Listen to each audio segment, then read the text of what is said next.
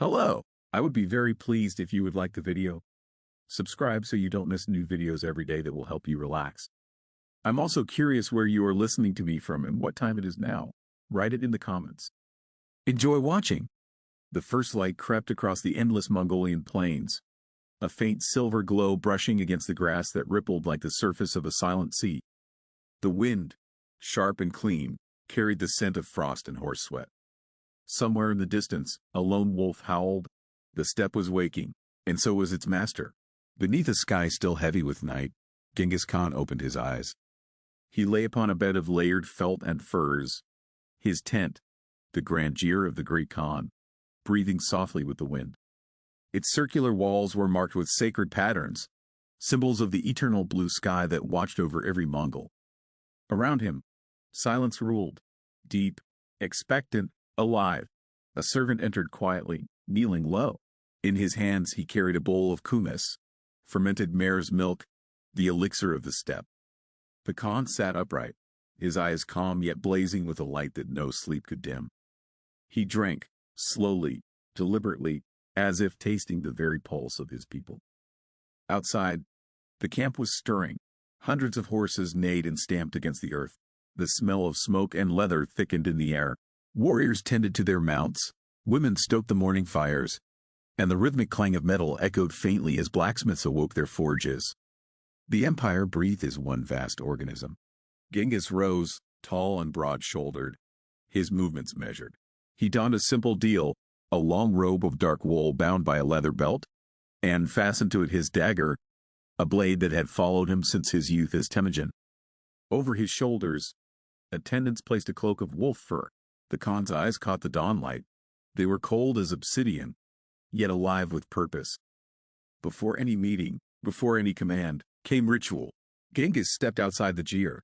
The morning wind struck his face, fierce, unrelenting, pure.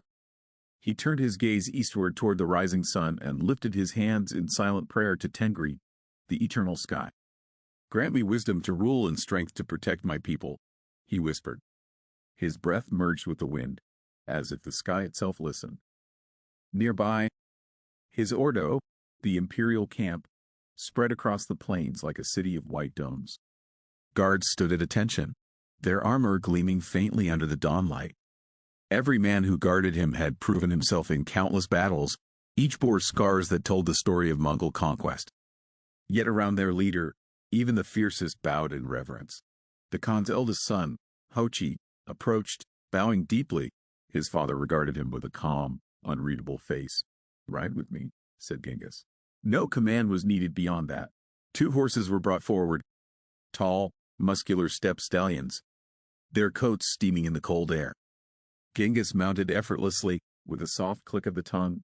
They set off. They rode in silence through the awakening camp. Children ran barefoot through the grass, chasing dogs. Women carried buckets of water from the nearby stream. The smell of roasting mutton rose from the fires.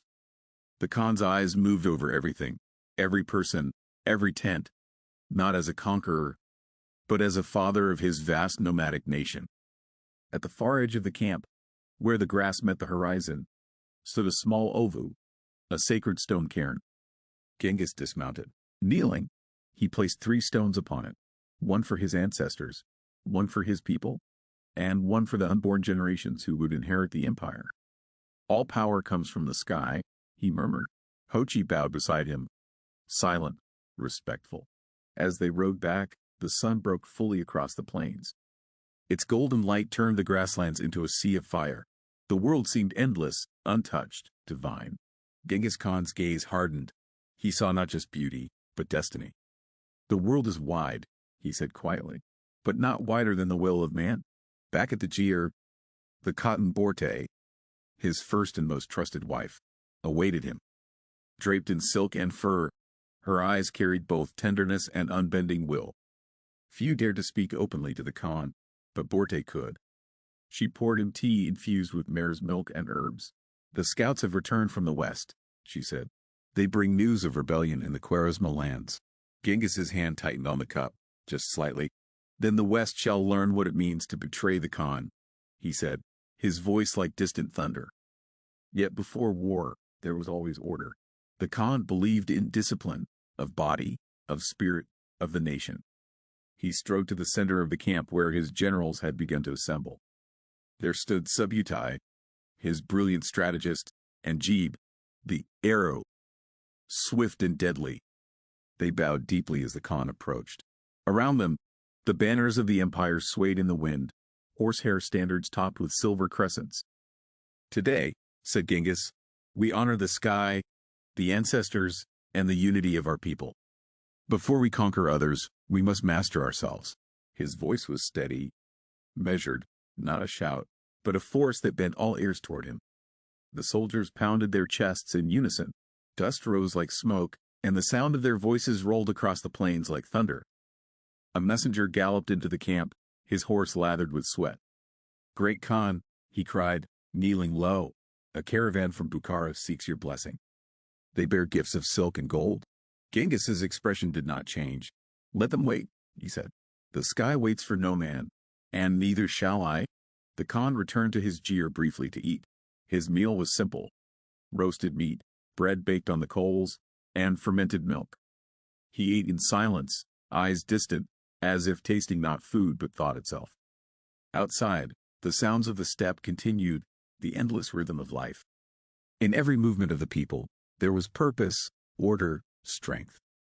It was not wealth that built empires, he often said, but unity. After the meal, he called for his scribe, a Chinese scholar named Yeluchusai. The man entered with scrolls and ink, bowing deeply. "Record this," said Genghis. "Let it be written that no man shall be judged by his tribe or his birth, but by his deeds." The scribe nodded, brush scratching over parchment. And the Khan continued, "Let all who live under the eternal blue sky share its law, the Yasa." It was in such moments that empire took form, not by sword, but by word. The morning had turned to midday. The sun burned high above the plains. Horses snorted, their flanks glistening. From afar, one could see the banners of 1,000 warriors fluttering, each one marked with the tamga, the seal of the Khan. The empire stretched beyond sight, from the deserts of China to the frozen edges of Siberia.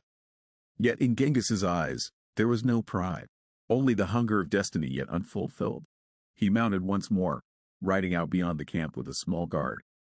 The wind whipped against his cloak. Before him, the steppe rolled endlessly, a land without walls, without kings, without borders.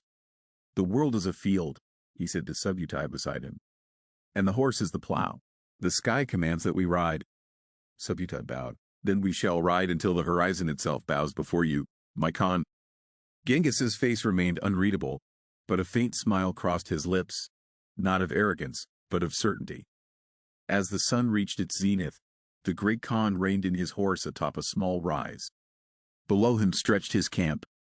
Thousands of tents, smoke rising in twisting spirals, banners snapping in the wind. For a long moment, he said nothing. The land before him was harsh, merciless, yet it had forged him, and through him, it would forge the world. He lifted his hand, and his warriors fell silent. "Remember this," he said.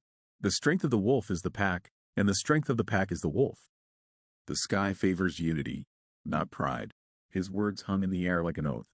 The drums of the ordo began to sound, deep, rhythmic, ancient. Across the plains, the echoes carried far, mingling with the wind. The day of the Khan had truly begun. The sun stood high over the vast Mongol plain. A blazing coin hung in a sky of endless blue. The ordo pulsed with motion. Riders galloping between tents, guards tightening ranks, banners snapping like whips in the wind.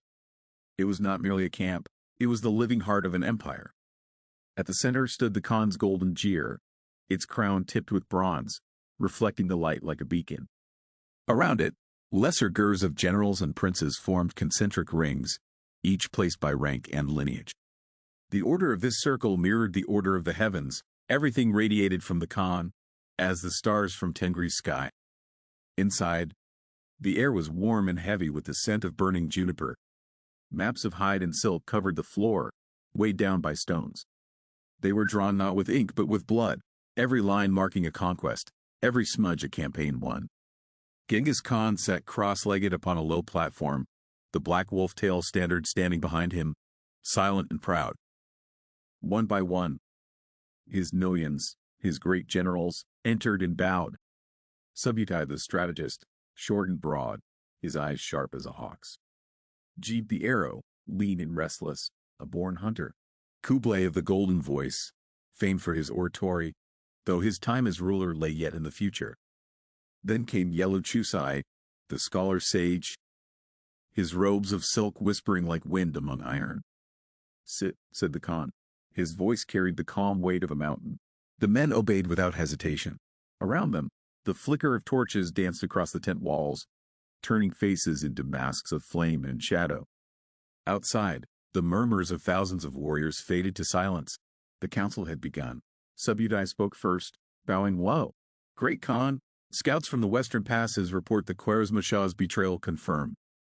Our envoys were slain in Otrar, their heads displayed upon spears." The Khan's expression did not change. His fingers traced the rim of a bronze cup, the gesture as measured as his breath. "The Shah," said Jeeb bitterly, "believes the steppe is too far to answer his insult." His tone was edged with scorn. "He forgets that the horse carries the will of the sky farther than any wall can bar." Genghis looked up. "Walls," he said quietly, "are the graves of cowards. The open field is where the sky tests men." He stood and stepped to the center of the jeer. Every gaze followed him. Yellow Chusai unrolled a silk map, its surface dotted with rivers and mountain chains. "If we strike west," he said, "we must cross deserts and ice. The Oxus is treacherous. Supply will test our endurance more than battle." Subutai smiled faintly. "The Khan's armies carry their own land beneath them. Grass, water, milk, and courage. The earth itself rides with us." Genghis nodded. "Courage is the seed, but discipline is the field. Without order, courage dies." He turned to the scribe. "Write this, Yellow. An army that cannot obey is like a stallion without reins. Strong, but blind." Jeeb rose to speak, pointing to the map's far edge. "If the Khwarezm Empire falls, trade from Samarkand to the Caspian shall flow through our hands. The Silk Road will bow to your seal." The Khan's eyes glimmered. "I do not conquer for silk," he said. "I conquer to unite what the sky has divided."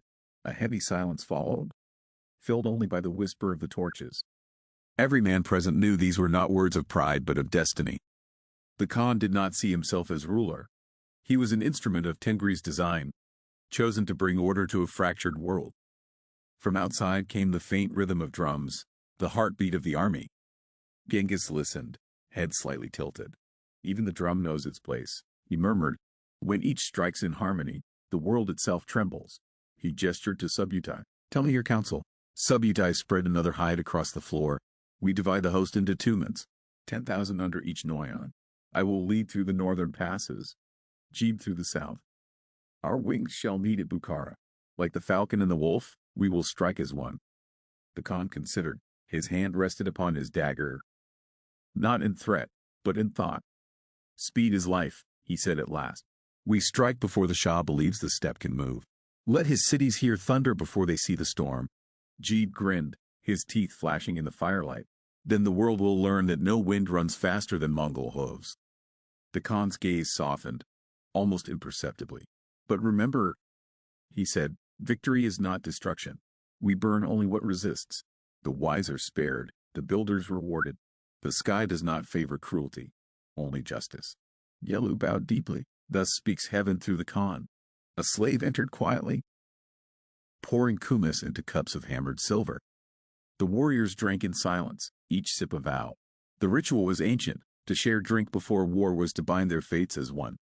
Genghis raised his cup, to the sky above and the earth below, to the unity of the Mongol nation, to the fire that burns, yet purifies. They drank. The kumis burned down their throats like white flame. Then the Khan ordered the maps gathered. "Enough of talk," he said. "Words prepare the heart, but only action proves it true." The council dispersed, leaving Genghis and Yellow alone.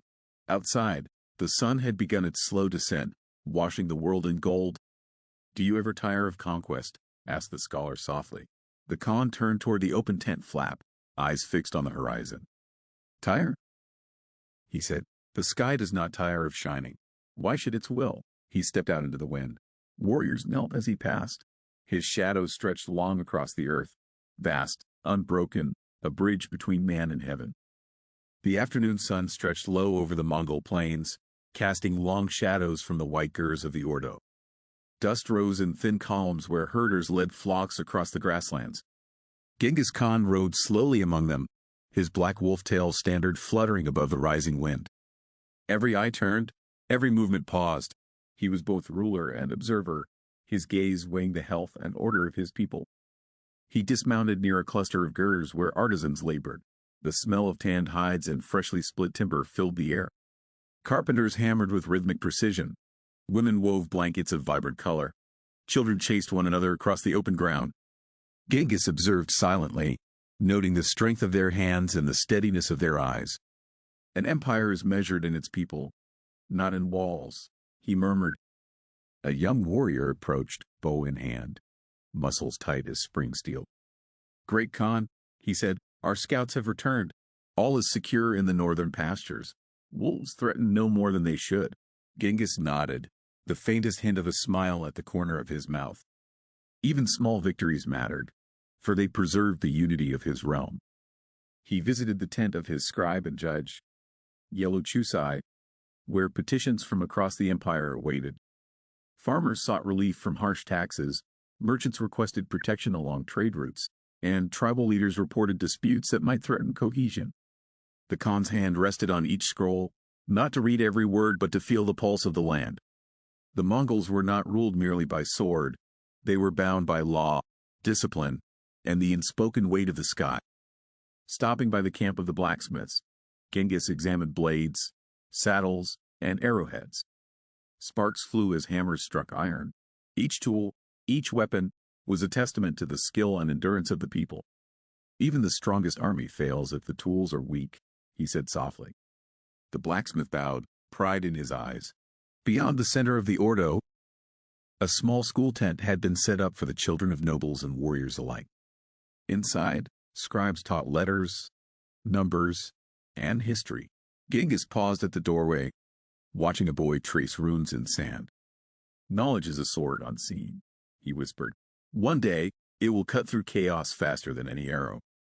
He continued to the market area, where traders displayed silks, spices, and pottery brought from distant lands. Genghis observed their exchanges, noting patterns of fairness and deceit. Even trade carries the law of the sky, he murmured. An empire built on injustice crumbles before it ever grows. He handed a coin to a child selling dried mare's milk, and the boy's eyes widened. Every act, however small, bound the Khan to his people. As he walked the camp, he stopped at a messenger's post, where riders arrived from distant regions. Reports of conflicts, weather, and harvests flowed in like water to a river. The Khan listened, questioned, and gave quiet orders. Every thread of information mattered. Genghis understood that an empire was not just the strength of the army, but the coordination of countless lives across unending distances. The mid-afternoon air carried the scent of horses and smoke. Genghis ascended a small rise overlooking the camp. Beneath him sprawled his Ordo, alive with motion yet ordered like a living lattice. Horses moved like rivers of muscle. Tents and banners formed patterns only visible from above. Here, he saw the full weight of responsibility. The lives, the discipline, the loyalty, and the potential for chaos. Beside him, Hochi spoke quietly, Father, the Western territories stir. The Khwarezm Shah underestimates your speed. Genghis did not answer immediately. He tilted his head, eyes scanning the horizon, feeling the land beneath the horse's hooves, tasting the wind. Then he said, let them believe themselves secure. Fear is an arrow. Aimed rightly, it will guide the world to obedience. Returning to the center of the Ordo, the Khan entered the tent of his closest advisors. Yellow Chusai unrolled a parchment with detailed accounts of taxes, levies, and tributes. Genghis examined each line, not as a number, but as life. A missed payment could mean hunger.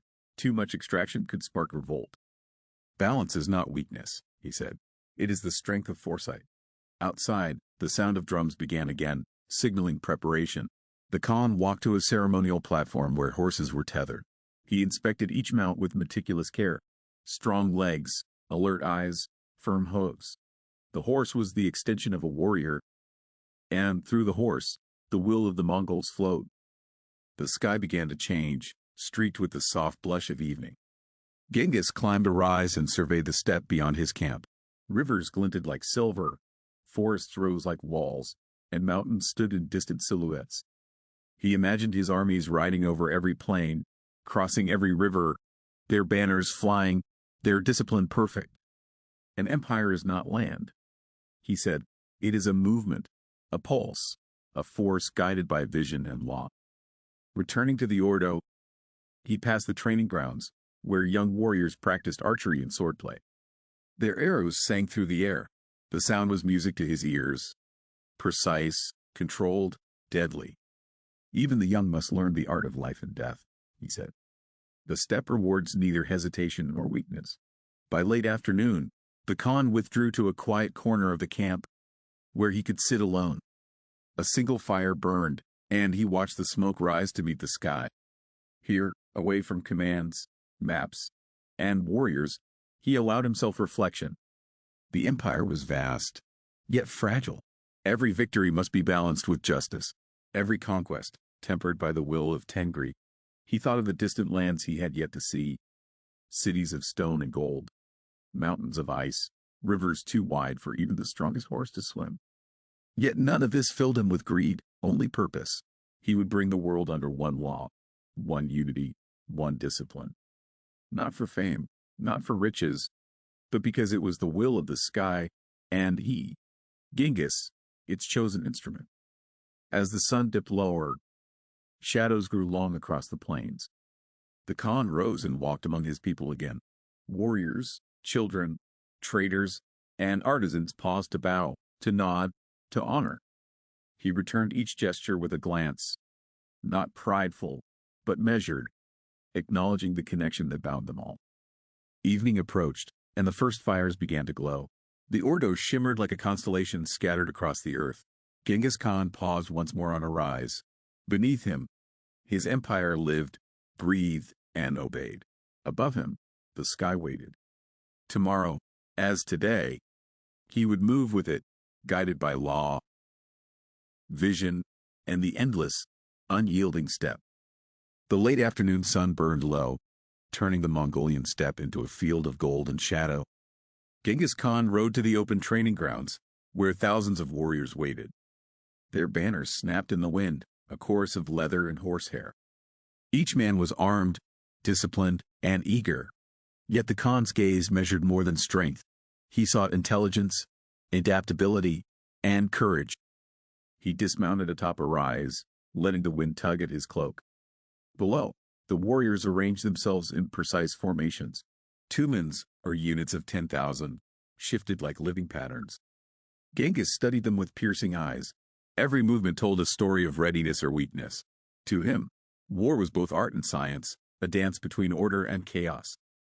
Subutai approached, carrying maps of the western territories. The Shah believes his cities are safe, he said quietly. He underestimates the speed of Mongol horses and the discipline of our Tumans. Genghis nodded, tracing a line across the map with his finger. Speed is life. The earth favors those who move before it can resist. The Khan called forward his generals, each one an instrument of strategy. Jeeb, the swift hunter, spread out reconnaissance reports. Arrows and messengers marked paths of movement. Divide and confuse, said Genghis. So the enemy believes the wind itself fights against them.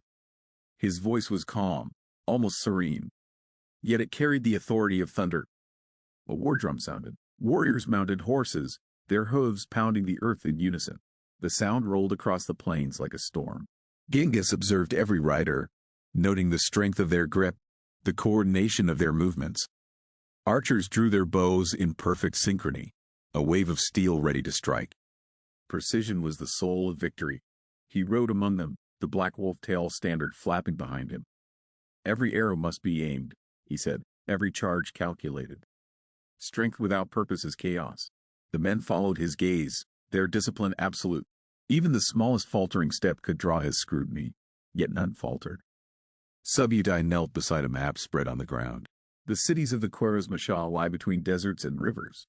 We strike with multiple wings, north, south, and central. Their forces are scattered. Their walls may be strong, but their spirit is brittle. Genghis's eyes glimmered. A strong wall is meaningless if its people fear nothing beyond it. Jeeb added, we will use feints and ambushes, forcing them to misjudge our numbers. Every messenger, every city, will carry the shadow of the Khan. Genghis nodded, a faint smile crossing his lips. He loved cunning as much as courage. A battle won before it began required no bloodshed at all. He mounted again, riding along the front lines, testing the responsiveness of his commanders. Horses snorted, dust rose in clouds, and banners snapped with rhythmic precision. An army is a river, he said to Subutai. It flows around obstacles, it strikes with force, and it never stops until it reaches its goal. As the sun dipped behind distant mountains, he ordered a mock engagement. Tumans charged, arrows flew, and warriors clashed with wooden swords. The movements were choreographed yet fluid, adapting to every command.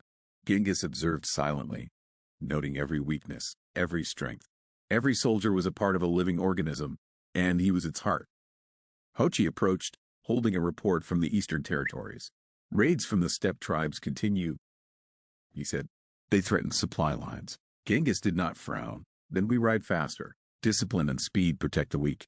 The Khan often said that an empire's strength was measured not in conquest alone, but in its ability to shield its people from chaos. The training continued into the evening. Warriors practiced night maneuvers, moving silently through the tall grass. Arrows flew from concealed positions. Riders executed precise flanking strategies.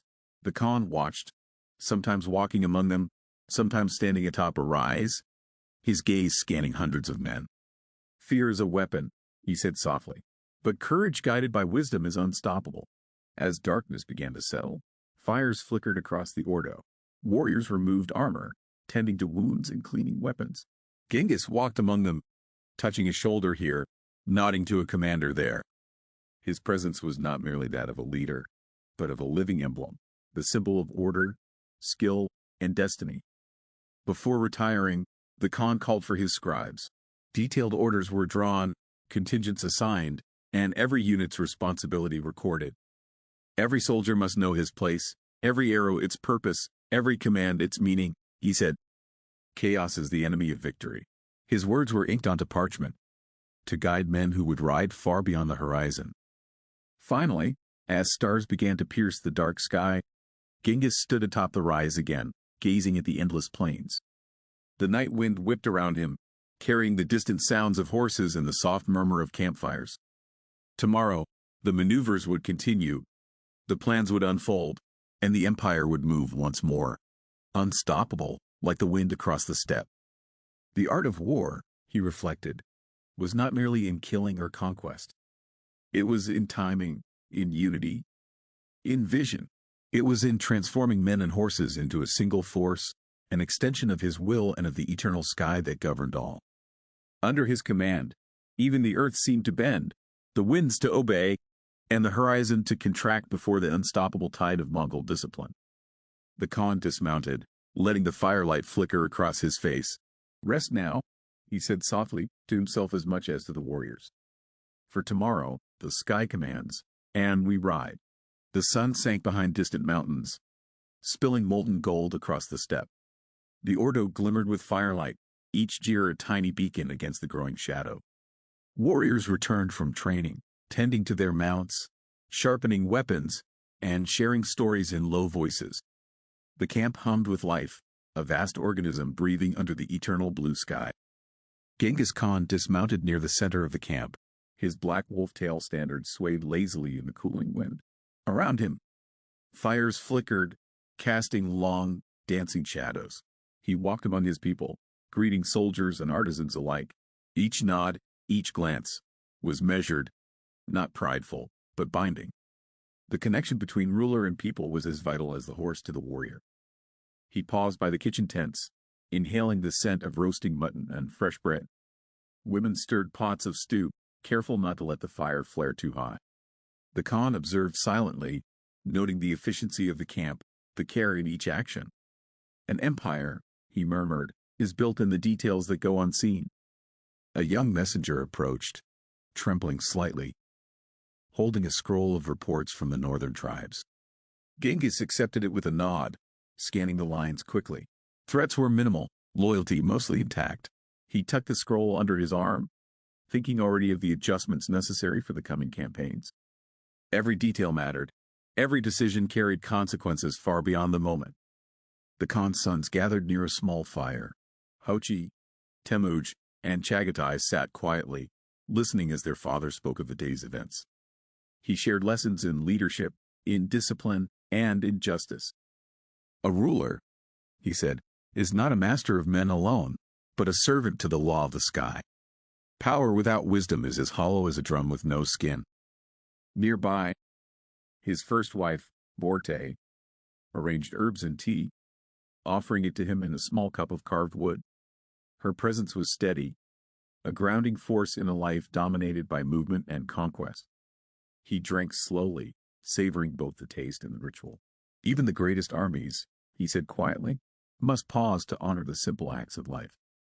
The sounds of the steppe surrounded him, horses shifting in their tethered lines, the soft murmur of voices, the crackle of fires, and, from afar, the cry of a wolf. The Khan listened, eyes closed, feeling the pulse of the land and the rhythm of his people. This was not solitude but communion. Here, he drew strength as a ruler, father, and warrior. He walked to a small ovu, the sacred cairn where stones were placed for the ancestors and for the sky.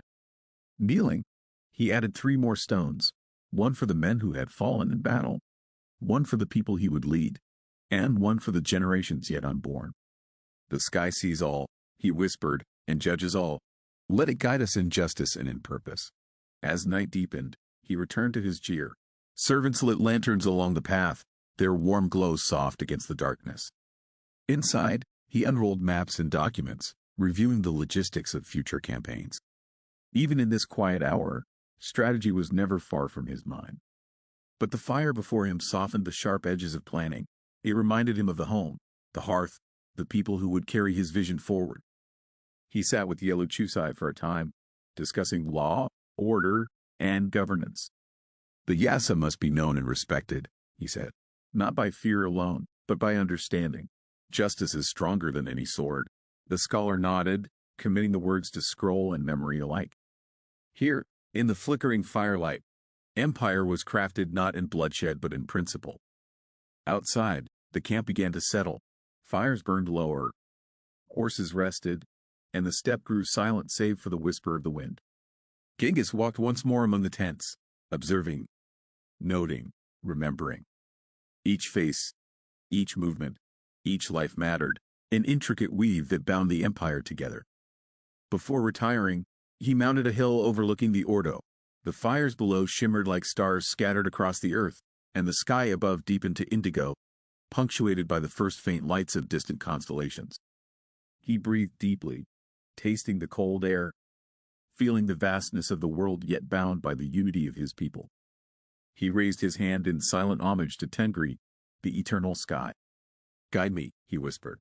Let my people be strong, my vision true, and my heart just. The wind stirred, and for a moment, it seemed as if the heavens themselves had acknowledged him. Finally, he returned to his jeer, laying upon furs and felt.